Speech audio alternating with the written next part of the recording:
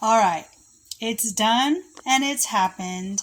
You've ran out of laundry soap and you have no more laundry soap left, but that's okay because if you have borax over here, don't mind the laundry. If you have borax and you have washing soda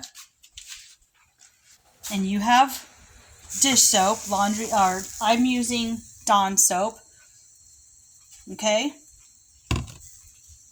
You can use the blue Dawn soap, but this is what I have, the antibacterial. So what you're going to do is in the pot, you're going to not boil, but heat up 4 cups of water. Okay? So you want this to get hot, but not boil. All right? So what you're going to do is you're going to add half a cup each of the borax and washing soda into your water. And you're going to add half a cup of your dish soap, your Dawn dish soap. Okay? And you're going to stir this until it dissolves but not boil. I'm going to make that very clear.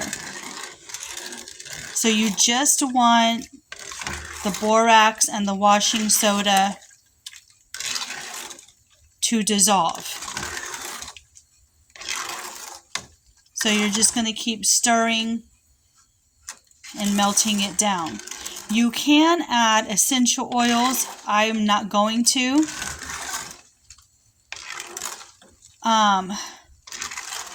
But you can. If you do not have all these ingredients, one thing you can do if you're in a pinch is use 1 teaspoon of your Dawn dish soap in your dish for your washer to wash your clothes, but do not use any more than 1 teaspoon, because other than that, you're going to have a sudsy mess on your hand.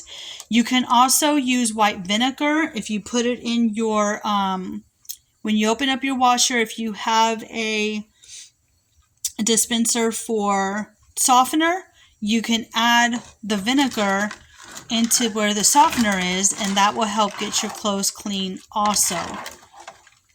So we're just going to let this dissolve.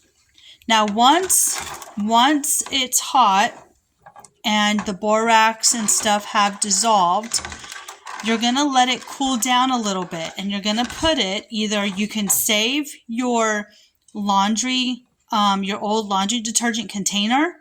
You can save that, and I can feel that this is almost dissolved. Now remember, we're not boiling it, we're just going to let it dissolve. And so I'm going to put mine in a pitcher container because that's what I have. Then after you put it in your container, when it's cooled off and you put it in your container, you're going to fill the rest of it up with cold water. So it's not just going to be this, you're actually going to add more water to your container. And you don't need to add that much to your laundry.